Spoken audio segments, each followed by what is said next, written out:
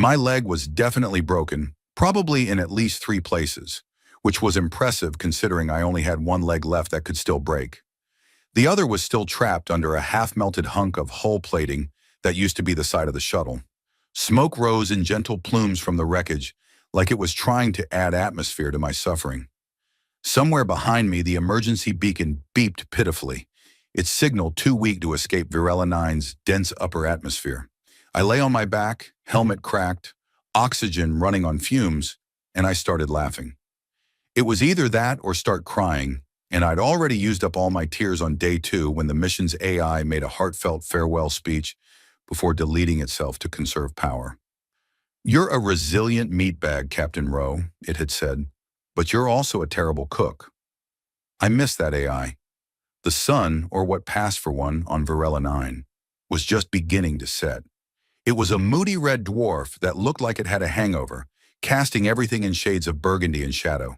The planet itself wasn't hostile, not in the overt way, more in the passively trying to kill you slowly way. No storms, no monsters. Just a constant, thin veil of dust that filtered the air and made everything taste like aluminum and regret. I activated my comm again out of sheer stubbornness. "Mission Control, this is Captain Elijah Rowe," I croaked, voice dry as old toast. "Status, extremely alive, definitely thriving, minor inconvenience involving catastrophic ship failure and existential despair. Over." Static. I sighed and stared up at the sky. It was growing darker, bruised and heavy. Stars flickered through the haze. Maybe someone was watching. Maybe not. Maybe this was where I died, and some alien archaeologist would one day find my remains and wonder why the last thing I did was send increasingly sarcastic logs into the void. A shadow moved. It was subtle at first, a flutter of motion along the ridge of broken metal. I squinted, assuming it was just the wind, until I saw it again. Closer, smooth, silent, too graceful to be an animal. "Okay," I muttered. "If you're here to eat me, please be quick about it. I have a tight dying schedule." No answer. I closed my eyes, opened them again. She stood 10 feet away, tall, pale, dressed in what looked like leather woven from midnight and carbon fiber. Her face was angular, elegant, almost human, except for the ears. Long, curved slightly back, like antennae designed by someone with a fantasy aesthetic. Her eyes glowed faintly, like twin moons reflected on oil. I blinked. She didn't. "Hi," I said. "You're not a hallucination, are you?" She tilted her head, considering. Her voice, when it came, was soft and musical, but layered with undertones that made it feel like she was speaking through a choir of whispered thoughts. "But you might be." "Great," I said. "Just checking." She moved toward me. Walking like gravity was more of a suggestion than a law. I flinched, because broken leg and also stranger danger. And she paused. "You are damaged." "Yeah, I got that memo. Do you have a first aid kit or—" She knelt beside me, studying my face with unsettling intensity. "You are dying." I was hoping to keep that under wraps. "Thanks." She extended her hand. Her fingers were long, nails sharp but not clawed, more like precision instruments. When she touched my forehead, I felt heat, not warmth, but the sensation of something ancient waking up and checking to see if I was edible. "Your fear is interesting. Glad it's entertaining someone." She didn't smile. Not exactly. Her lips moved as if the idea of smiling was being translated from another language. "My name is Lyra," she said. "You may come with me, or you may remain here. You will not survive the night." She stood again, impossibly tall against the blood-hued sky, and turned, walking toward the jagged rocks at the edge of the crater. I watched her go, mine still trying to catch up. I had questions, many, all equally absurd. Eventually, I pushed myself up on one arm and screamed. Not manly, not heroic, just a very raw, very human shriek of pain. Lyra appeared beside me again. "You require assistance." "You think?" I gasped. She lifted me like I weighed nothing. Actually, I might have weighed less than nothing, because the gravity on Virella 9 was 0.92 Earth standard. But still, she carried me as if I were made of foam and bad decisions. Her cave, yes, she had a cave, was hidden behind a curtain of twisted metal that had once been a communications array. Inside, the walls shimmered with bioluminescent moss and crystal growths that pulsed in time with her footsteps. It smelled like ozone and lavender. She set me down on a kind of padded platform and vanished into a side tunnel. "Cozy," I said aloud, "if you ignore the complete lack of Wi-Fi." When she returned, she held a device that looked like a mix between a med scanner and a medieval torture tool. I braced. "This will stabilize your tissue," she said. "It may cause mild screaming." "Mild screaming?" She activated it. I screamed. When it was over, the pain dulled enough for me to unclench my jaw. Lyra watched, seemingly unaffected. "You handled that well," she said. "Yeah, I'm known for my bravery," I groaned. "Also for making poor life choices. This is probably both." There was a silence. Not awkward, more intentional, like she was allowing space for something. "I will not harm you," she said at last. "That's good, because I'm very fragile right now, like emotionally and physically. Also hungry. Do you have food?" She turned to a compartment embedded in the wall and removed a small container. She opened it to reveal a shimmering, translucent paste. "Try this." I sniffed it. It smelled like strawberries and battery acid. "Is this going to make me glow?" "Yes." I ate it anyway. "So," I said between chews, "what exactly are you?" She considered the question. "I am a Shirentha," she said. "I feed on blood and emotion." "Of course you do. Would you like to know more?" "Only if you promise not to suck out my soul mid-conversation." "I have no interest in your soul. It appears messy." "Fair." She finally smiled. Not a fake one. Not translated. Real. And for the first time since the crash, I wasn't scared. I was curious. The moss in Lyra's cave blinked at me. Not metaphorically, actually blinked. Rhythmic pulses of faint turquoise light flickered in and out like the room was breathing, which, if you asked me, was a deeply unsettling trait for a cave to have. I didn't complain, though. Not out loud. I figured critiquing the interior design of an alien vampire's home, while still healing from a leg fracture, was a bold strategy I wasn't quite emotionally prepared for. Instead, I stared at my freshly splinted leg, wrapped in some glossy black material that shimmered like spider silk and clicked every time I moved. Every now and then, it vibrated gently, which Lyra assured me was normal. I wasn't convinced. "This thing isn't gonna hatch alien eggs into my femur, right?" I asked, poking it gently with the tip of my finger. "No," Lyra said, emerging from one of the side chambers. "That would be terribly inefficient." Not the reassurance I was hoping for. She didn't smile, but her ears twitched. I was starting to learn that was her version of a chuckle. Apparently, Chirentha didn't smile unless they were extremely amused or extremely about to eat you. I was hoping for the former. Lyra moved with the same unnerving grace she always had, but I was beginning to notice subtleties. Her steps were lighter than before. Her glances lingered longer. And I caught her humming once, a sound like a string quartet wrapped in static. "You're in a good mood," I ventured. "I fed," she said.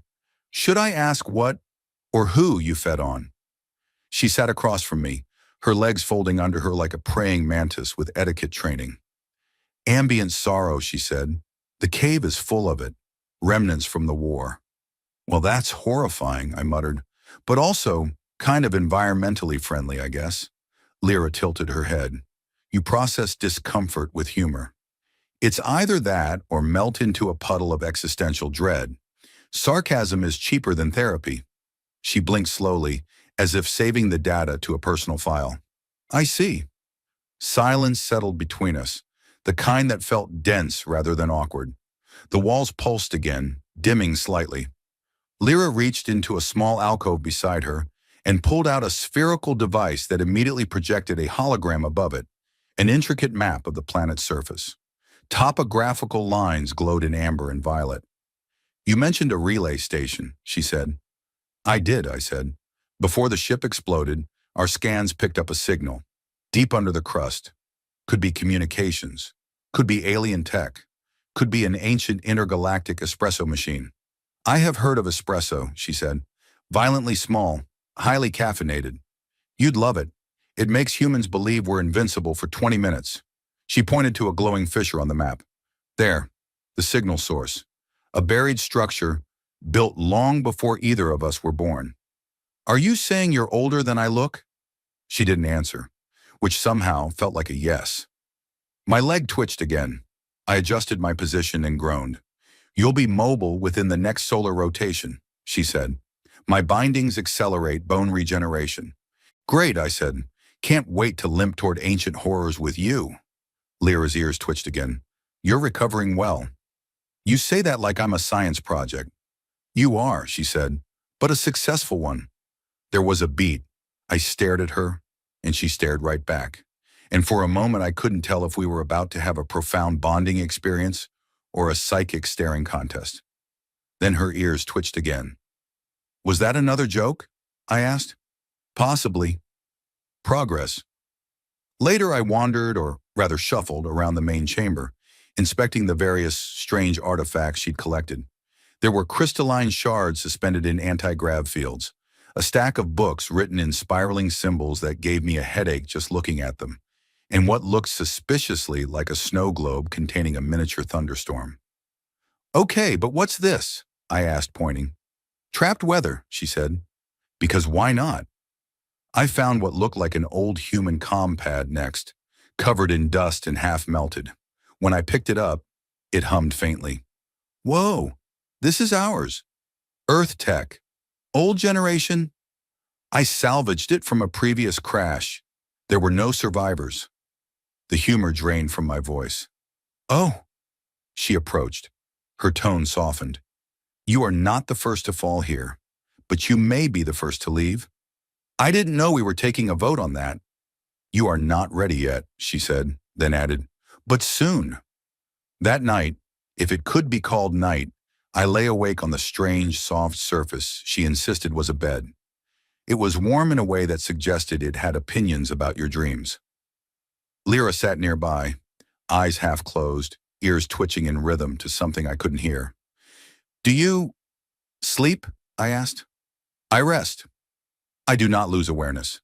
So like, your brain is always on? Yes. Sounds exhausting. Only when humans are near. I chuckled, then let the silence take over. After a while I asked, what happens if I say yes? To the bond? She said without opening her eyes. Yeah. You will not die here. You will not remain human. You will share what you are with me, and I with you. Will I get cool powers? You already possess sarcasm. What more is there? I smiled in the dark, and for the first time in days, maybe weeks, I didn't feel like a walking obituary. I felt something else. A little terrified, a little curious, and a lot like I was already changing. When I woke, the moss was singing, not like a metaphorical, the birds are chirping, the world is fresh kind of thing, but actual audible harmonics, like someone taught a choir how to be fungus. I lay there for a while, absorbing the fact that I was now the kind of person who considered singing moss to be a part of his morning routine. You're adapting well, Lyra said, appearing beside me so silently I flinched and nearly rolled off the bed. Only the strange flex foam of her cave cushion caught me before I hit the floor. Again. I'm adapting because I have no other options, I groaned, flopping back onto the surface. That's not resilience. That's desperation with flair. She handed me a spherical nutrient ration, the size of a golf ball, in the color of anxiety. It dissolved on my tongue and tasted like peanut butter and static electricity. Your leg is stable. You may begin walking again, she said.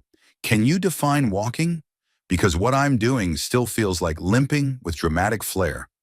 You're improving, she said, and turned back toward the map projection. We leave tonight. Oh, great, I said. You timed our departure for maximum spooky. Very considerate. It's the only time the atmosphere thins enough for safe traversal of the upper basin. Sure, and I'm guessing the deadly mood lighting is just a bonus. She tilted her head, those long, pointed ears flicking again.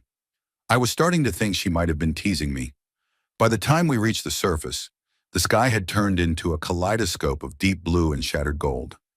Clouds drifted low, threaded with electric veins, and the air shimmered with trace particles of whatever made Varela 9 barely breathable. Lyra had fitted me with a rebreather, which looked like a hybrid between a Venetian mask and a jellyfish. It attached with a squelch and a little insult to my dignity. "This thing smells like someone microwaved a sea slug," I said, adjusting the straps. "It's working," she replied. I tried not to gag with confidence. We trekked across a landscape that could have doubled as the cover for a prog rock album. Craggy cliffs, glowing mineral fields, and weirdly rhythmic tectonic pulses underfoot. Every now and then, a geyser of neon gas erupted in the distance. Lyra didn't even flinch. I stumbled every time like a squirrel hearing thunder. "You walk like your joints are arguing with each other," she observed. "Thanks. I practiced all week for the awkward human Olympics." Eventually the terrain shifted. The rocks grew smoother, the ground less reactive. We descended into a canyon, its walls lined with geometric carvings, pyramids within pyramids, shapes that twisted if you looked at them too long. I slowed down. The air felt aware. "Okay," I muttered. "This is officially out of my comfort zone." "You've said that 6 times, Lyra replied. "We've only walked 4 kilometers. I have very tight boundaries." We reached the fissure. It was less a crack in the ground and more a surgical incision into the planet's crust, straight and unnatural. A staircase descended into it, spiraling downward with an ominous glow. "Who built this?" I asked. "The architects," she said. "Great. Love a mysterious capital A species. Are they still around?" "No." "Did you eat them?" She blinked. "No." "But you thought about it?" Her ears twitched. "A little." We started down the steps. They responded to our presence, each one lighting up as our feet touched it. My boots clicked softly on the stone, while Lyra moved in perfect silence, like her footsteps were just suggestions to the laws of physics. "I'm still not over how you float walk," I said. "You make me look like a noisy bag of bones and regret." "Perhaps you are." I knew you were developing a sense of humor. Deeper and deeper we went, the air growing colder, but also thinner, sharper somehow, like it had edges. The carvings grew more complex. Some of them moved when you weren't looking directly at them. I stopped trying to make sense of it and focused on not tripping over my own feet. We reached the chamber. It was vast, circular, a dome-shaped cavern illuminated by columns of floating light. In the center stood a structure that looked like a mix between an obelisk and a tuning fork. It pulsed with a slow, deep rhythm, like a heartbeat heard underwater. "That's the signal source?" I asked. "Yes," Lyra said. "It's ancient tech, not yours, not mine." "Is it safe?" "No." "Cool, love that." She stepped forward and placed her palm against the surface. The obelisk shimmered, adjusted its frequency, and then emitted a low, sonorous hum that vibrated in my bones. My teeth itched. I staggered back. That thing just played a chord in my soul. It's a beacon, but also a lock. "A lock to what?" Her silence said everything I didn't want it to say. The ground beneath us shifted, not like an earthquake, more like the room itself sighed. Panels peeled away from the floor, revealing a platform that slowly began to rise. "Okay, this is bad sci-fi movie logic," I said. "Step on the glowy thing, unlock the ancient doom. I've seen this plot. It ends poorly." "It ends differently this time," Lyra said. "You're not just observing, you're part of the system." That is the least comforting sentence I've heard all week. As the platform ascended, we passed through a veil of shimmering energy. My skin prickled. Something inside me, something new reacted. I clutched my chest, gasped. "Lyra, you feel it?" "Yeah, it's like..." Something opened a door I didn't know I had. She looked at me, her eyes bright with recognition. "You're already changing." I should have been afraid, but instead I laughed. "Of course I am," I said. "I'm half dead, partially repaired, bonded to an alien vampire, and now I've been attuned to an ancient interdimensional artifact. My resume is really rounding out." "You'll need it," she said. "The architects left behind more than relics." The platform stopped. Above us, a massive gate loomed, etched in light and memory, humming with power. And for some reason, it felt familiar. "I think it's calling to me," I whispered. "It is." she said. And now it knows you're listening. Well, let's hope it doesn't want to friend me on social media, because I am not emotionally ready for that. And then the gate began to open. The gate didn't so much open as it unfolded reality. One second it was a wall, the next it was a corridor stretching into a space that shouldn't have existed within the laws of spatial geometry. I looked down at my feet just to confirm they were still attached to legs and not dangling into some quantum soup. Okay, I have questions, I said. Question 1, are we dead? No, Lyra replied, already walking through the breach. Cool, because this looks a lot like an afterlife built by an engineer who flunked Euclidean geometry. She said nothing, which I was beginning to suspect was her version of, you'll find out when it's too late. The interior of the gate was a long corridor, except that it wasn't. Every few steps, the walls shifted, changed colors, flickered with constellations I didn't recognize. It felt like walking through someone else's memory, or a dream, or a hallucination powered by bad alien trail mix. The floor was transparent. Below us there was, well, not a floor, not a lower level, just stars, actual stars, a slowly turning galaxy. I tried to walk like I wasn't about to faint. This is definitely not ADA compliant, I muttered. Lyra stopped in the center of the corridor and placed both hands on a hexagonal panel that rose from the air like a ghost summoned by bureaucracy. Lines of energy crawled up her arms, glowing deep violet. What are you doing? I asked. Interfacing. That word never ends well. Would you prefer activating? Only if there's a big red button labeled Do Not Push involved. The panel beeped. More of a chime, really, like wind through crystal. A projection burst to life around us, swirling into form. A field of spherical objects suspended in fluid, rotating with impossible precision. Each orb displayed a different scene. Planets, battles, cities, species. Whoa, I breathed. It's a library. An archive, Lyra corrected. This is the architect's vault. Records of the civilizations they monitored or created. I thought the architects were builders. They were of worlds and of empires, but they grew arrogant. One of the spheres zoomed toward us. I flinched. It displayed a planet, dark and cracked, with smoke rising from its oceans. That's Earth, I whispered. Lyra nodded. But this is decades in the future. She said nothing. What happened? Collapse, she said. Social, ecological, ideological. You fractured, imploded under the weight of contradiction. Yikes, that's not exactly a fun bedtime story. You are not the first human to see this place, she added, but you may be the first to walk out changed enough to change something in return. I stared at the image. Earth, bleeding its last. Well, no pressure then. The vault pulsed. Another orb spun forward, this one showing a different species. Tall, lithe, long-eared like Lyra, but with eyes like lanterns and armor made of living material. Your people? I asked. A variant, she said. The origin strand. I was made from them. Made? I'm not what you would call naturally born. I raised an eyebrow. You're a lab-grown vampire. I prefer bioengineered apex symbiote. Yeah, but my version sounds better on t-shirts. A pulse of light disrupted the corridor. A new presence made itself known. Something massive and distant, watching without eyes, waiting without breath. Every hair on my body stood up. What was that? I asked. The sentience. The vault is not merely storage. It is alive. Not conscious like us, but reactive, inquisitive. It knows we're here. It knows you're here, she said. Okay, but I didn't sign up for a starring role in a cosmic reality show. The floor flickered.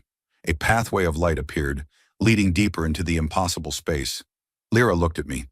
We go together, she said. I'm assuming turning back is not an option. You just end up back here. Classic haunted house logic. We walked. The corridor opened into a vast chamber, if it could be called a chamber. The rules of architecture had clearly given up trying to apply here. Columns floated sideways. Gravity bent like a drunk gymnast. In the center hovered a construct, part throne, part neural interface, all terrifying. This is the core, she said. The original mind of the vault. Why does it look like a chair for someone who eats galaxies for breakfast? It was designed for symbiosis. One entity connects. The vault interprets, shares, learns. You want me to sit in that thing? Yes. I've made bad decisions in my life, I said, but this one feels uniquely spectacular. She touched my arm. Her hand was cool, steady. You've already changed, she said. The bond has begun. That's why the vault listens. What if I mess it up? You will, she said. That's what humans do. Your pep talks are weirdly accurate. I sat. The chair folded around me like it had been waiting. Tendrils of energy brushed my skin, whispered through my thoughts. I felt everything. Planets turning, lives unfolding, languages spoken and forgotten, regrets of species that no longer existed. Lyra stood nearby, her form flickering at the edges, like even she wasn't entirely real anymore. Lyra, I can feel you. Yes. You're scared. Yes. I didn't think vampires could be scared. We are when we care. I didn't answer. I couldn't. The vault poured itself into me. Not just data, but meaning. Emotions encoded in particle resonance. Stories embedded in solar flares. I saw a moment, years from now, me standing on Earth, sky fractured with incoming ships, Lyra beside me. War, peace, a choice. And I understood. The vault wasn't just a museum. It was a test. It chose messengers, carriers, witnesses. I blinked and I was back in the chamber. You okay? She asked. No, I said, but I get it now. We can leave, she said. Yeah, but I don't think we'll be the same. Neither do I. We turned toward the corridor. The vault hummed behind us, satisfied. Just so we're clear, I said, next time you invite me somewhere, we're picking a place with snacks and absolutely no ancient god chairs. I'll consider it. You're going to pick another nightmare vault, aren't you? Almost certainly. Perfect. Let's go save the galaxy then. We returned to the surface with stars in our bones and the vault's echo in our minds. The sky was the same as before, burnt gold, slow lightning on the horizon, but everything felt different. I walked straighter. Lyra smiled more. At least I think she did. It was hard to tell when her version of a smile looked like someone about to ask if you'd mind terribly being eaten. So, what now? I asked as we packed the last of our supplies onto the hover skiff. We take the vault's secrets back to the Galactic Council, warn them, get knighted, maybe open a food truck. There is no council, she said. What do you mean there's no council? There was. They're gone. You can't just drop that like you're out of eggs at the store. They fell into infighting, she said, failed to recognize the warning signs, the same collapse your Earth was heading toward. I sat down slowly, letting the realization settle like a poorly cooked meatball. So we're alone? We're alive, she said, and we carry what the others lost. Well, that sounds noble and terrifying. Got any lighter news? You're no longer entirely human. Oh, great. Just what I needed. A midlife species crisis. You're adapting. Your cells are rewriting. Faster now since the vault. Please tell me I'm not going to grow extra eyes. I barely maintain these two. She studied me for a moment, then shook her head. No eyes, but you'll feel more. Sense things you couldn't before? I paused, considering that. So I get space empathy and no dental plan. Could be worse. She handed me a compact device, a black disc no larger than a coin. This is a seed of the vault, she said. Portable knowledge. Condensed interface. It's everything. I turned it over in my hand. Everything? She nodded. A gift and a test. Why do I feel like that's your answer to everything? We launched into orbit 2 hours later. The skiff rumbled into the sky like a dragon with asthma, trailing heat and sarcasm. As the planet shrank behind us, Lyra leaned back in her seat. You want to go back to Earth? She asked. I thought about it, thought about home, or what was left of it. The cities I knew, the people I lost, the silence that followed the collapse, and now what I carried inside me. I don't know, I said. Earth might not want me. That's never stopped you before. True, I once crashed a wedding dressed as a space nun. Long story. She smiled, this time unmistakably. A real one. It changed her whole face, made her look less like an apex predator and more like someone who once had dreams she hadn't given up on. We don't have to decide now, she said. Good, because my current decision-making process involves panic and improv. The ship broke atmosphere and curved into open void. The stars were clearer than I remembered, sharper, hungrier. Lyra set a course, somewhere deep, unnamed, known only to her. I didn't ask. Not yet. Instead, I opened the vault seed. Holographic streams lit the cockpit, whispering histories into the air. Civilizations in orbit around black holes. Love songs broadcast through neutrino waves. Recipes encoded in gravitational rhythms. It was beautiful, overwhelming, like being kissed by time itself. You know, I said, a year ago I was doing supply runs on a rust bucket freighter with broken coffee dispensers. Now I'm fused with an alien vampire and carrying the sum total of a lost god civilization. You've done well, she said. I also cried in a cave for 3 hours. Growth is messy. I'm going to get that embroidered on a pillow. She looked at me long and quiet. There was something there, more than bloodlust, more than curiosity, a kind of awe maybe, or maybe I was just projecting. Either way, I didn't mind. We'll need allies, she said. Sure, I said. I'm great at parties. You bring the spooky mystique, I'll bring chips. Some will want what you have. I've gotten very good at running, also ducking, and occasionally stabbing. She didn't laugh, but the air around her felt lighter. We spent days, maybe weeks, drifting through systems, dropping into forgotten ports, making contact with the fringe. Pirates, scholars, exiles. Some ran, some listened. One tried to lick me, which was alarming. I watched as Lyra shifted too.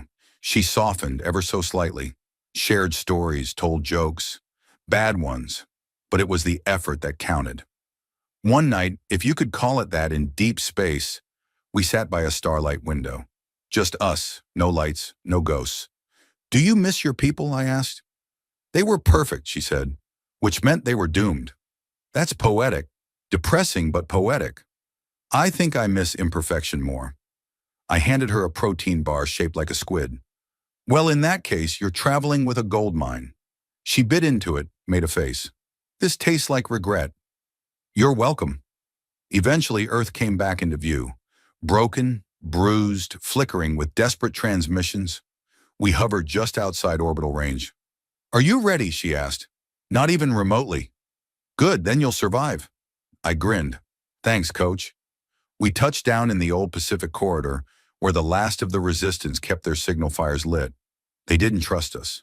Not at first. But then the seed lit up, and everything changed. They called me the messenger. Lyra stayed in the shadows, watched, guarded. I taught them what I knew, gave them fragments of the vault, let them choose. And slowly the world began again. Not perfect, not peaceful, but possible. Years passed. I changed more, stronger, quicker, hungrier for things I never craved before. But I kept one thing constant. Her. Lyra stood with me beneath twin moons once. Years after the fall, years after the rise. A new colony, a new chance. You never fed on me, I said. No, she replied. You gave freely. What did I give? Hope. Ugh, I said. That's worse than blood. She laughed. And then we built a home. Not forever. Nothing is, but long enough to matter.